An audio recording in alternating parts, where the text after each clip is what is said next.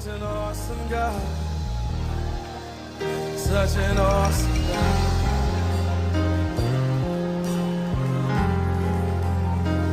Such an awesome God. Such an awesome God. Such an awesome God. Such an awesome God. Such an awesome God. Isn't He a worthy God? Such an awesome God. Alléluia. Recevez avec acclamation la promesse.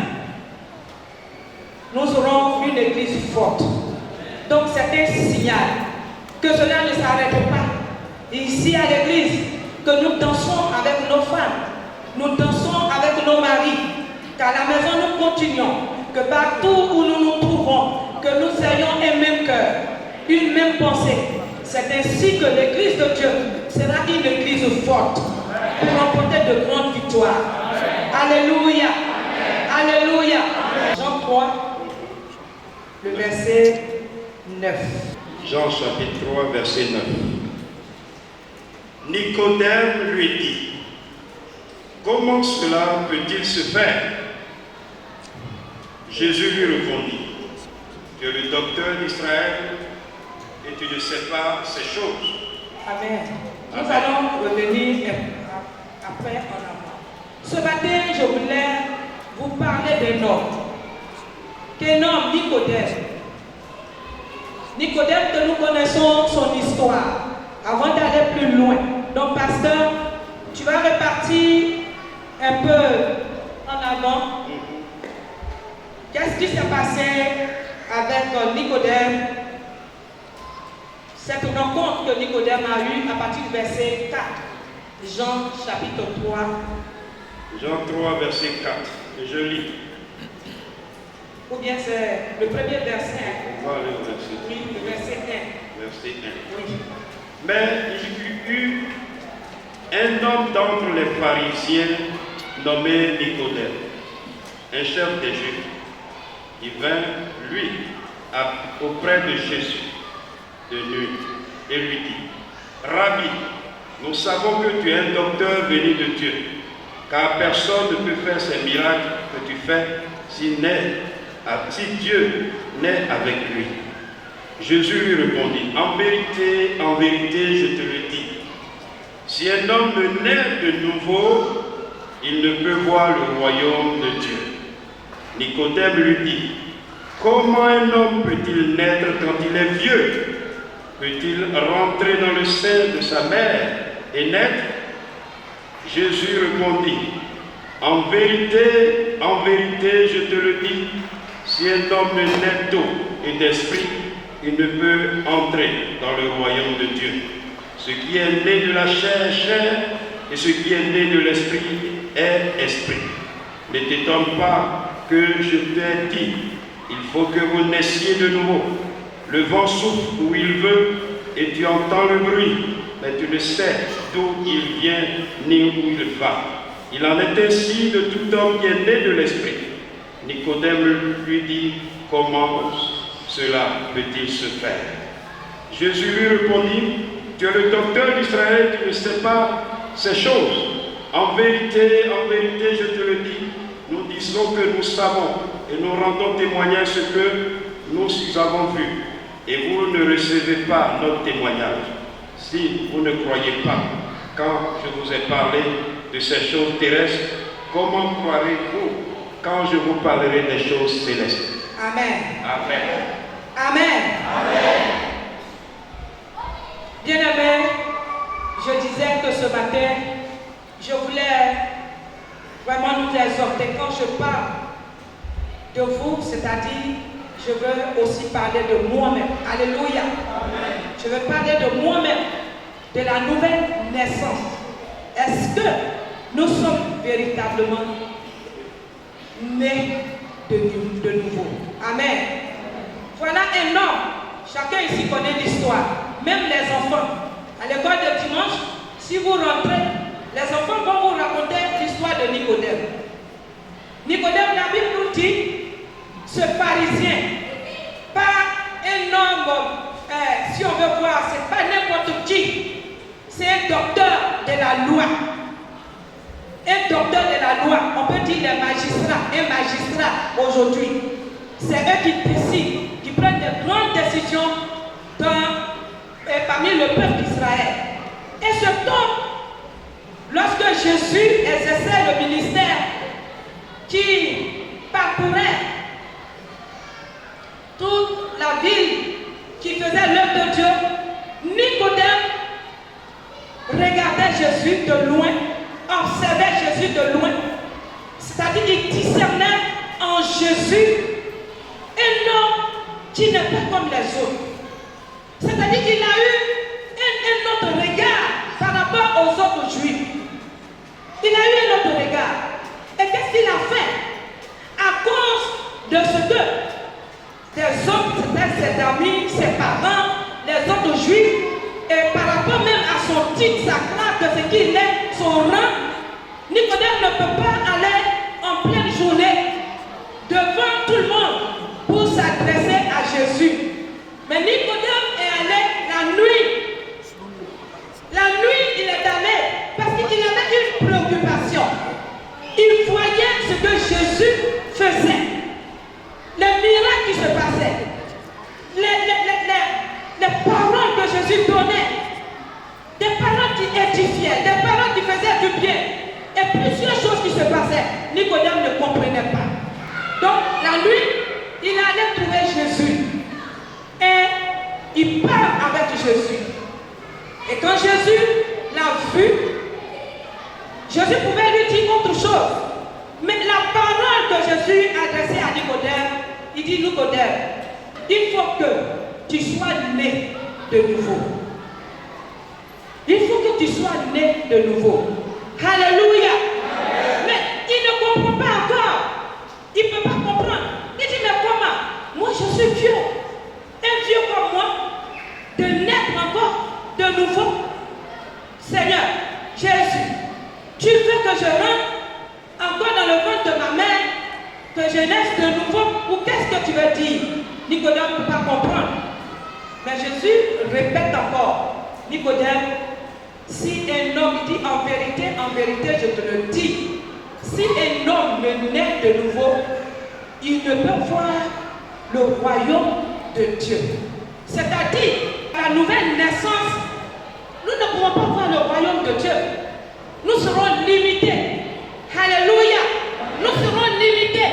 Nous ne pouvons pas comprendre beaucoup de choses. Alors que c'est des choses qui se passent en esprit. Et Nicodème ne pouvait pas comprendre ce que Jésus est en train de lui dire concernant la nouvelle naissance. Un vieux, il pose la question. Mais tu veux que je rentre encore dans le ventre de ma mère? Elle fait 9 mois et on va encore me mettre au monde. Non. C'est parce que Jésus dit. C'est la nouvelle naissance. C'est spirituel. C'est un miracle. C'est mystérieux. C'est Dieu seul qui sait. Alléluia. Amen. Alléluia. Bien-aimés, souvent on se dit que nous sommes anciens. Nous sommes des anciens dans l'église. Quelles que soient nos années de conversion, quel que soit que tu sois, tu arrives à l'église aujourd'hui, ou je ne sais pas, 30 ans dans l'église, que tu sois ancien, que tu sois nouveau. Mais la nouvelle naissance est vraiment importante pour nous. Alléluia. La nouvelle naissance. Qu'est-ce que c'est que être né de nouveau? Dans 2 Corinthiens chapitre 5, à partir du verset 13.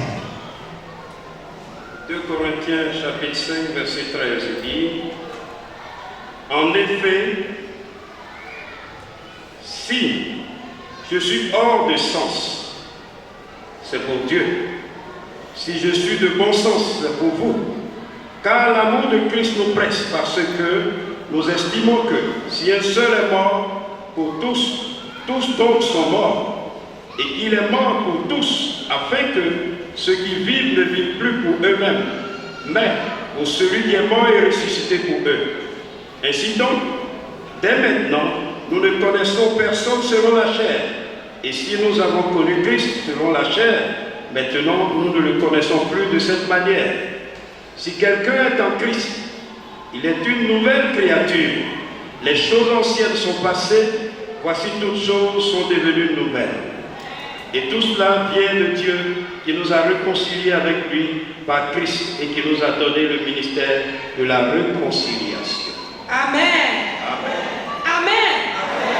Voilà ce que l'apôtre Paul dit dans le livre de Corinthiens. Il parlait aux Corinthiens. Il dit quand quelqu'un est en Christ, il a une nouvelle créature. Des choses anciennes sont passées. Et voici, toutes choses sont devenues nouvelles. Et la nouvelle naissance, c'est quoi? C'est que ce que tu étais avant, ce que ta vie que tu menais avant, auparavant, avant de croiser Jésus, de connaître Jésus, de l'accepter comme ton Seigneur et Sauveur, cette vie que tu menais auparavant, quand nous sommes en Christ, des choses doivent changer. Beaucoup de choses doivent changer. Moi, je n'entends pas ton amen. Alléluia. Voilà la nouvelle naissance. Nicodème va rencontrer Jésus parce qu'il admirait Jésus. Il le regardait faire tout ce qui se passait.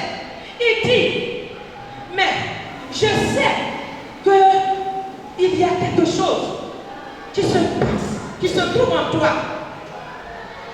Parce que ce que tu fais là, si Dieu n'est pas avec toi, tu ne peux pas le faire. Alors Nicodème voulait mieux se renseigner sur Jésus. Savoir qui il est. Qu'est-ce qui se passe? Mais Jésus lui retourne. Ce qui est essentiel, ce qui est essentiel pour Nicodème, c'est ce que Jésus a déclaré sur sa vie. Il dit en vérité, je te le dis, si un homme ne de Dieu. Alléluia. Parce que Jésus est venu. La première mission, c'est pour que nous soyons sauvés. Alléluia. C'est ça qui importe le Seigneur. Ce n'est pas les autres choses sont là, mais la première des choses, c'est le salut. Et une fois que Nicodème est le salut, c'est un pharisien. Il va dans la synagogue, il va prier, mais il n'a pas Jésus-Christ dans sa vie. Il ne connaît pas qui est Jésus. Il n'a pas expérimenté la nouvelle naissance. Alors Jésus lui dit, il faut que tu sois né de nouveau, Nicodème. Sinon, tu ne peux pas voir le royaume de Dieu. Alléluia. Souvent, ne pensons pas que, comme je reviens pour dire, nous croyons que nous sommes des anciens dans l'église. Nous sommes des anciens. Nous avons fait des années et nous sommes assis dans l'église. Et soit, je ne sais pas, soit on a honte, ou parce qu'on se suffit, ou on pense connaître beaucoup de choses. Et nous ne pouvons pas nous approcher des serviteurs de Dieu, des choses que Dieu a placées devant nous, ou bien même nos conseillers, nos parents spirituels. Nous ne pouvons pas les approcher pour demander ce que nous ne comprenons pas en ce qui concerne la vie chrétienne. Alléluia. La vie chrétienne, c'est une marche. Nous marchons pour atteindre un but. Nous marchons. Et cette marche-là, il y a beaucoup de choses à apprendre encore. Alors personne ne peut se dire que moi, je connais tout. J'ai toute la vérité. Ça, tout me suffit. Alors je n'ai pas besoin du conseil d'un pasteur. Nicodème, ce qu'il est, il allait au pied de Jésus pour se renseigner. La question que je vais te poser, depuis quand est-ce que tu allais vers un pasteur pour des choses qui se passent dans ta vie, des choses que tu ne comprends pas, des réalités? Il y a des choses que toi-même tu ne maîtrises pas. Non seulement dans ta propre vie, dans ta maison, autour de toi, il y a des choses qui arrivent, nous ne comprenons pas. Et Dieu a placé des personnes au-dessus de nous, qui sont les gardiens de nos âmes. C'est la Bible qui nous dit, nos pasteurs, les serviteurs de Dieu, ceux que Dieu a placés dans sa maison, ils sont les gardiens de nos âmes. Pourquoi? Parce que s'ils n'ont pas joué leur rôle en tant que berger, en tant que pasteur, pour nous emmener dans la vérité, pour nous donner la bonne direction, et que nous perdons, si nous prenons le chemin de l'enfer, la seule chose que vous devez savoir que Dieu va demander compte à ce berger. Comment tu as conduit mon peuple? Alléluia. Comment tu as conduit mon peuple? Comment se fait-il que telle personne est dans la maison de Dieu, mais qui ne comprend rien, sa vie même, c'est-à-dire qui n'est pas enseignée. Mais combien de fois il y a eu des gens comme Nicodème? Ce que vous ne comprenez pas, ne vous contentez pas de rester là au lieu de se poser des questions ou bien de s'enfoncer davantage dans ce que nous ne comprenons pas, dans une situation, des choses qui arrivent, au lieu de s'enfoncer. Nous devons être comme Nicodème, aller auprès des pasteurs. Pasteur, je ne comprends pas. Malgré les années que j'ai vécues dans l'église, malgré l'amour que j'ai pour toi, mais je vis des réalités. Je ne comprends pas. Alors explique-moi, qu'est-ce qui se passe? Alors Dieu va permettre à ce que son serviteur qui a mis devant toi puisse te montrer le chemin, la voie à suivre. Et là, tu peux mieux comprendre et puis tu peux t'enraciner dans la parole de Dieu. Alléluia. Amen. Alléluia. C'est ce que Nicodème a fait. Et Jésus lui parle du salut. Et il dit si un homme ne naît d'eau et d'esprit. Et ce qui nous trompe aussi, c'est que nous pensons que quand on parle, quand ici Jésus parlait à Nicodème pour dire, si un homme ne naît d'eau et d'esprit, il ne peut rentrer dans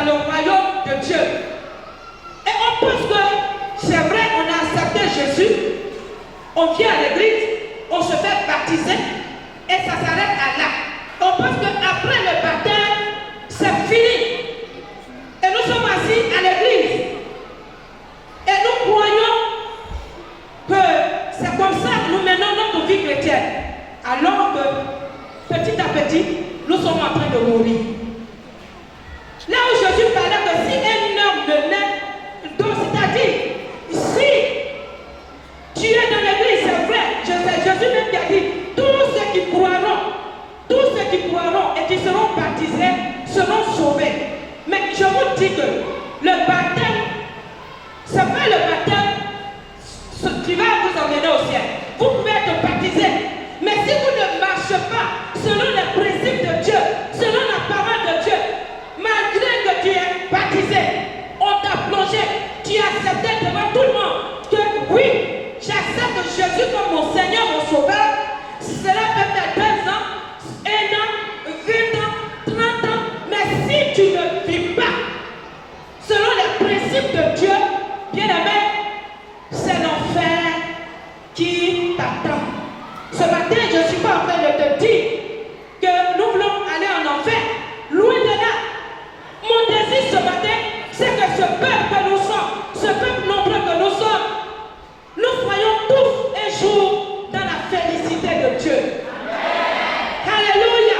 Amen. Alors, quand une personne dit, je pense que les mariés sont là, et un instant, on va les laisser entrer avant de continuer. Je disais que ce matin, pour les mariés qui viennent d'arriver, je suis en train de parler de la nouvelle naissance. De la nouvelle naissance. Chaque chrétien, enfant de Dieu que nous sommes, nous devons réellement nous poser la question. Quand bien même que nous sommes dans l'église, quelles que soient les années que nous avons passées dans l'église, quand nous regardons notre vie, est-ce que nous sommes réellement nés de nouveau? C'est de ça que ce matin, je voulais exhorter le peuple de Dieu. Amen. Et les gens pensent que c'est le baptême.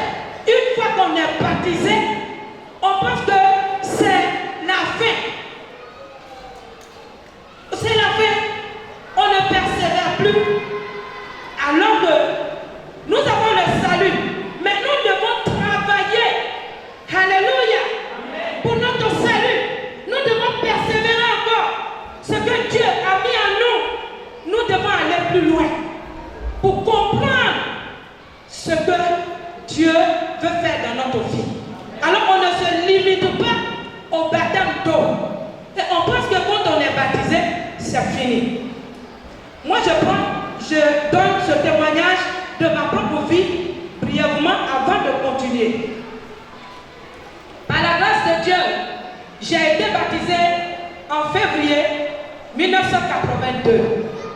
Et la nuit de mon baptême, voilà ce qui va se passer. Il y a eu un grand combat. C'est pas comme aujourd'hui où nous comprenons mieux le combat spirituel. C'est-à-dire des choses qui concernent les réclamations ou comment le combat spirituel. Je ne comprenais rien encore de tout cela. Mais ce que je sais, la nuit après mon baptême, j'ai vu un homme, un géant. Il était géant. Parce que quand il est venu contre moi, je soulevais la tête pour le regarder. Il était tellement géant que je le voyais tout petit. Et il est venu pour me combattre. Et je faisais tous les efforts. Quand il vient vers moi, il m'attrape. Mais je le tapais. Je prenais toutes mes forces dans le rêve. Je le tapais, j'ai lutté avec lui. Il me terrasse, je me relève et je donne des coups encore. Et j'ai lutté jusqu'à ce que je puisse lui donner des coups. Et il a pris son chemin, il s'en est allé, il m'a laissé tranquille et il est parti. Je me suis réveillé. Et ce qui était étrange, le matin quand je me suis réveillé, je ne pouvais pas me lever. Tout mon corps me faisait mal. J'avais des douleurs partout. Je suis resté couché pendant 1 semaine. j'aimais le Seigneur. J'aimais mon Dieu. J'étais jeune, mais l'amour de Dieu était dans mon cœur. Et j'étais vraiment dans la joie d'être baptisé. Mais voyez le combat que je venais de mener. Et mes pasteurs sont venus à la maison. J'ai expliqué le rêve. Ils sont venus prier pour moi. Et après, j'ai été relevé. Donc, ne croyez pas que après le baptême, une fois que nous sommes baptisés, la vie de Dieu s'arrête là. Et maintenant, nous ne travaillons plus à notre salut. C'est-à-dire, premièrement, continuer à prier. C'est-à-dire aimer la prière. Parce que c'est la prière qui est notre force. Alléluia. Parce que dans la nouvelle naissance, pour que l'on sache que, comme ce que l'apôtre Paul a dit ici dans 2 Corinthiens, nous venons de dire que quand quelqu'un est en Christ, il est une nouvelle créature. Les choses anciennes sont passées. Ces choses anciennes ne peuvent pas passer comme ça si nous ne luttons pas, si nous ne combattons pas, si nous ne veillons pas sur notre vie. Ces choses anciennes qui sont dans nos vies, ces choses ne peuvent pas partir ainsi. Parce que c'est un combat. Alléluia. C'est un combat spirituel. C'est pour cela que chaque fois, chacun de nous doit regarder sa vie, doit se poser la question, est-ce que réellement je suis encore dans la foi? Est-ce que ma vie, la vie que je mène, glorifie mon Dieu? Est-ce que je vis une vie chrétienne qui honore mon Dieu? Ma marche avec Dieu, est-ce une marche qui peut emmener une autre personne à Christ à cause de ce que je suis? Est-ce que nous nous posons ces questions? Parce que c'est ça la nouvelle naissance. Quand on dit que quelqu'un est né de nouveau, tu es né de nouveau, tu es né de l'esprit, on peut voir les fruits. Alléluia. C'est des choses qui ne se cachent pas. Quand une femme, un homme est né de nouveau, ces choses, on se fait voir, on ressent, on le voit dans ta vie. C'est palpable. Dans tes manières de faire, dans tes comportements, dans ton agissement, que tu sois à la maison, partout où tu te trouves, quelqu'un, celui qui te connaissait auparavant, quand il te regarde, il sait que quelque chose est en train de se passer dans ta vie. Alléluia. Quelque chose se passe dans la vie de telle personne. Quelles que soient tes faiblesses, toi seul tu sais, avant de donner ta vie à Jésus, tu sais ce qui te dominait. Tu sais ce que tu vivais. Mais à partir du moment où tu as accepté Jésus comme ton Seigneur et Sauveur, et que tu as proclamé devant tout le monde, tu as été plongé dans l'eau de baptême. C'est-à-dire, à partir d'aujourd'hui, je meurs dans la chair. C'est cela dit, ce qui est chair est de la chair, et ce qui est de l'esprit est de l'esprit.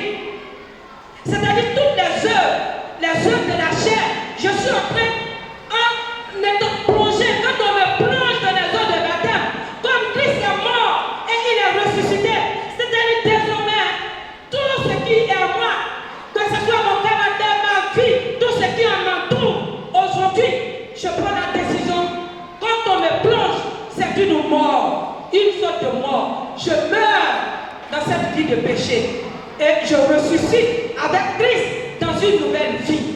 Alléluia. Dans une nouvelle vie. Et cette nouvelle vie, cette nouvelle marche, c'est ça la nouvelle naissance. Mais ce que nous voyons dans ce temps, c'est vrai que la Bible nous a avertis, dans les derniers temps, dans les derniers jours, les gens seront égoïstes, fanfarons, amis d'argent, hautains, aimant le plaisir plus que Dieu. Ces choses, ces paroles sont écrites ici. Parce que dans les derniers temps, les gens auront la démangeaison, c'est-à-dire des choses qui font la force.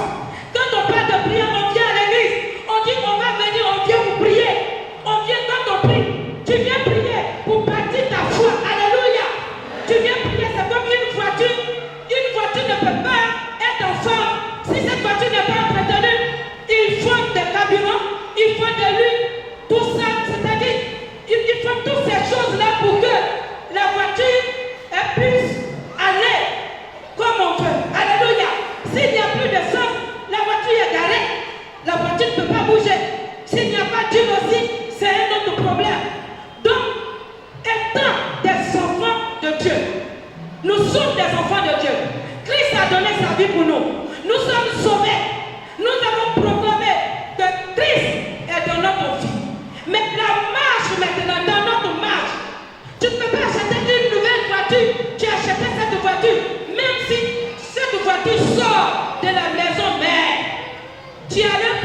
voiture de la maison mère et que tu n'entretiens pas cette voiture qui vient de sortir pendant 1 mois, 2 mois, si tu ne mets pas de carburant, sois rassuré que là où tu veux aller, tu ne pourras jamais y arriver.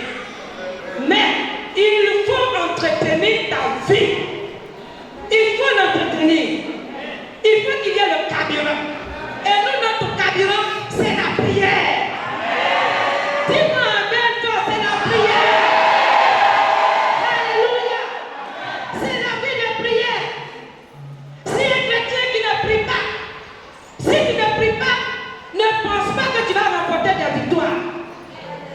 Tu es déjà vaincu. Parce que quand bien même que nous prions, mais l'ennemi ne baisse pas le bras. Il est sur nous.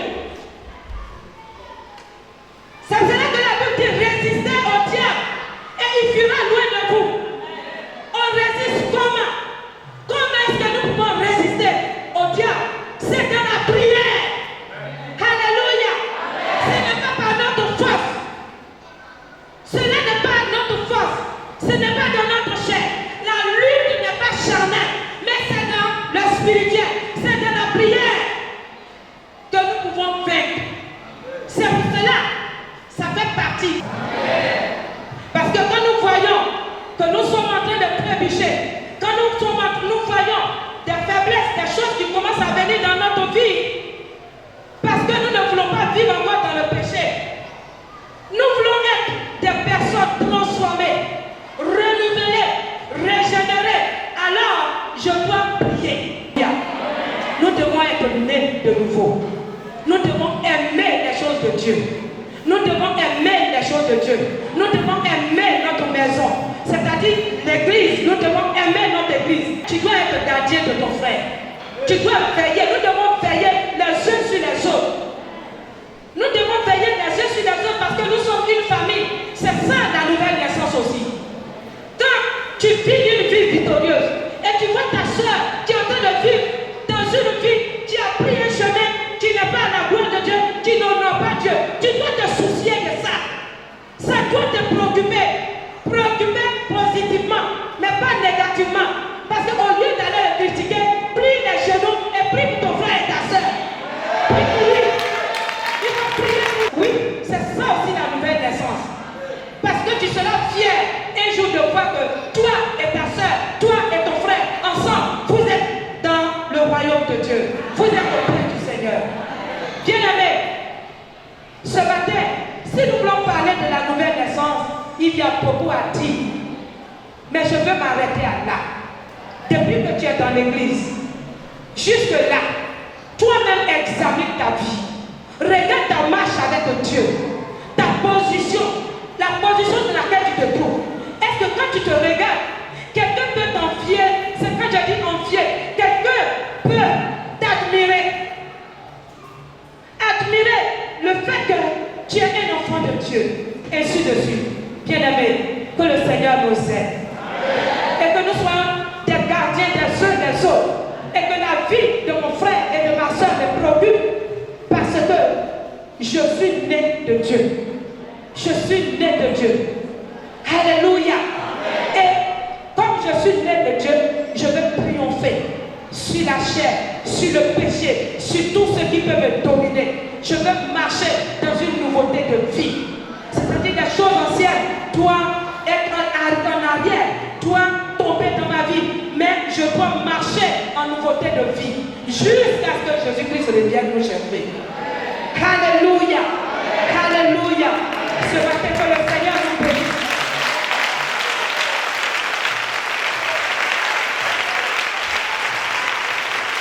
Ouvre la voix et commence à prier.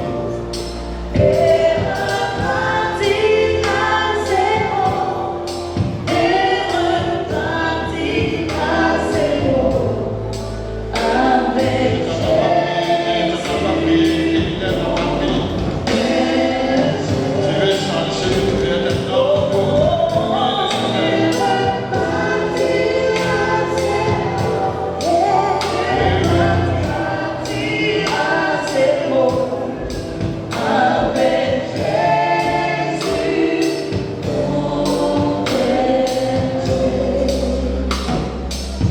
Venez devant Dieu. Vous êtes devant l'éternel Dieu.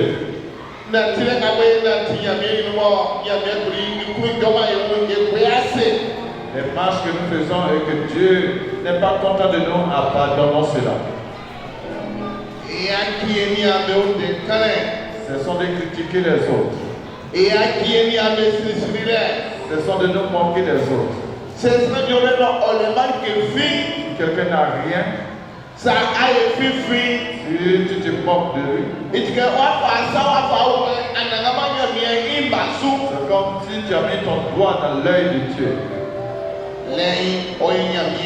Cela fait du mal à Dieu. Cela provoque la colère de Dieu sur toi.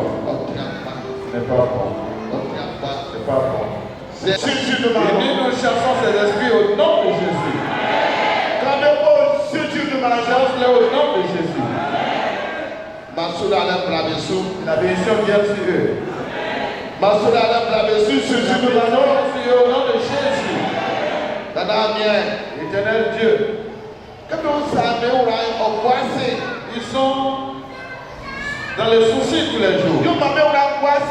Que le cœur soit rassuré. L'esprit de les alliés, Seigneur, chasse ces esprits au nom de Jésus. L'esprit qui est parti. Il cherche et ne trouve pas. Ils souffrent. Ils ont de la sueur. Maintenant, on ne voit pas le résultat.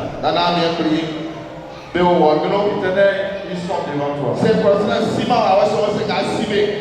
Si l'homme ne connaît pas ses esprits, mais toi, tu les connais. L'homme ne peut pas les voir, mais toi, tu les vois. Chasse-le au nom de Jésus. Chasse-le au nom de Jésus. Chasse-le au nom de Jésus. Chasse-le au nom de Jésus. Chasse-le au nom de Jésus. Arrache-le au nom de Jésus. Arrache la puissance au nom de Jésus. Arrache la puissance au nom de Jésus. Brise la puissance au nom de Jésus. Brise la pouvoir au nom de Jésus. Et puis la puissance au nom de Jésus. Et puis la pouvoir au nom de Jésus. Éternel, ouvre la bénédiction et réponds sur eux. Éternel Dieu, merci. Tes enfants, hommes et femmes, sont venus de leur maison. Sont venus prier. Quand ils partent, qu'ils ne partent pas les mêmes vies. Ils ne partent pas les mêmes vies. Ils ne partent pas avec découragement. Donne-leur quelque chose à leur retour au nom de Jésus. La paix soit le papa. Jésus demande au nom de Jésus. Amen. Amen.